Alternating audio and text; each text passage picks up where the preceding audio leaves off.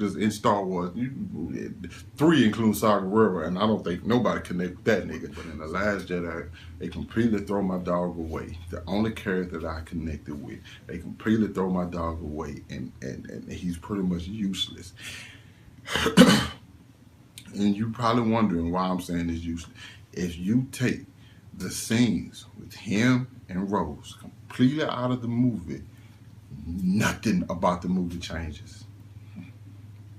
Nothing. It's crazy.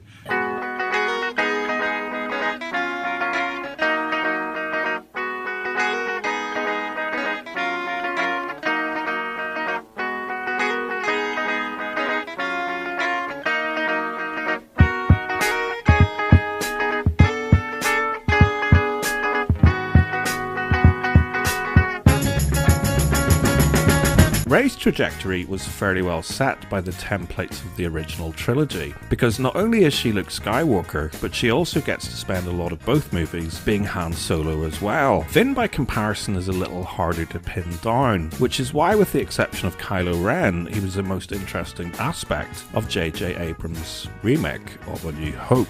By contrast, The Last Jedi wasn't exactly a carbon copy, but nevertheless it did borrow heavily from both episodes 5 and 6, which ultimately meant that Johnson had to make an entirely different mini-movie so that he could find something for Finn to do. And this is by far his biggest mistake, because besides from derailing both plot and pacing, he threw away the character that is supposed to be at the very centre of the central story. Obviously, everyone has an opinion about how The Last Jedi could have been bettered, so I thought I'd have a shot at my very first fan fiction in an attempt to illustrate why it's such a shame about Finn. Narratively, I thought that his role in the first film most closely mirrored the story of the droids. Most obviously C-3PO's blunder and cowardice, but also R2-D2's plucky bravery and technical usefulness. Star Wars may ultimately be Luke Skywalker's story, but part of its charm, as Lucas intended, was that it was largely told from the perspective of the underclass in the guise of 2 lowly servant droids, who, by the way, no one so much as bats an eyelid when they are literally sold into bondage and made to do Master Luke's general bidding. The most interesting thing about Finn is his origin as a stormtrooper, and it made perfect sense to explore this further and use it as a device to drive on the central narrative. I didn't buy his attempt at a cowardly exit, because he'd already overcome this character flaw in the first movie, but what would have made more sense if instead his arc involved a more complex struggle to overcome the powerful conditioning he must have been subjected to as a child. Doing so could have set a path that could have potentially fixed so much that is so very wrong in this movie. Indeed, Finn could ultimately have served as the main MacGuffin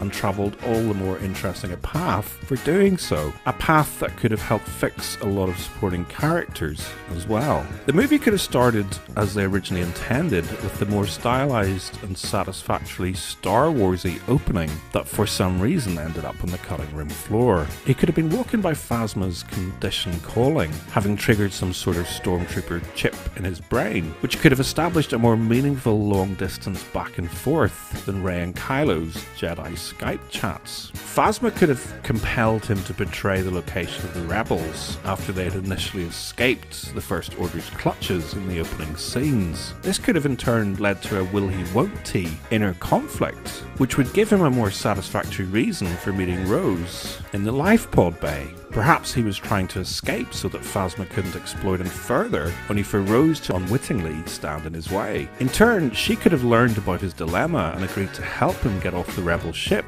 before he caused more trouble or his betrayal was exposed. Perhaps she managed to convince him that he could redeem himself by helping her with a suicidal mission to sneak on board the head Star Destroyer and cause enough chaos to give the rebels time to escape. And maybe they get captured and used by Snoke to lure Rey to their rescue, a la Cloud City, and during their inevitable escape, Finn could face down Phasma, thus finally freeing himself from his bondage. But maybe Finn still feels guilty about betraying the Resistance, which drives him to make the ultimate sacrifice at the end, only to be saved by Rose, who, despite knowing the possible consequences for the besieged rebels just can't help herself because of all that lovey-dovey stuff that they'd actually bothered to hint at earlier in the script. And maybe we don't go to that stupid casino planet at all, and maybe we save Benicio del Toro for an entirely different movie. And then maybe some sort of culturally insensitive cartoon stereotype of an Irishman could sweep in and save the day with his massive laser sword, and then get to have a go with the Millennium Falcon as well. Just a thought. Personally, I thought the How It Should Have Ended team pretty much nailed it, so maybe we could have ended things a little more like this. What did you think was going to happen? That I would take on the First Order with nothing but a laser sword? Yes, that's exactly what I thought was going to happen. That actually does sound pretty awesome. Okay, let's do it. This place is dead anyway. I want every gun we have to fire on those two. Do it.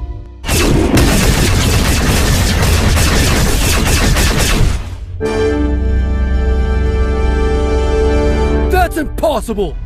He's never been seen having that force ability before. Well, we have all seen you do that before, so it's not too crazy to think he can do the same. Shut up, Carl! Nobody asked you!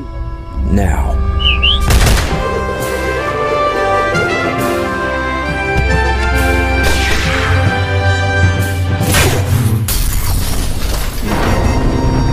No!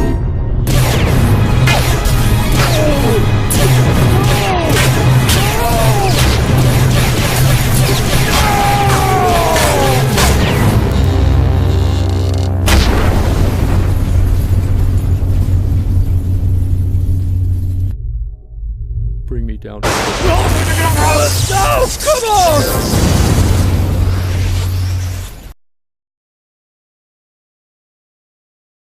Can't you see it too?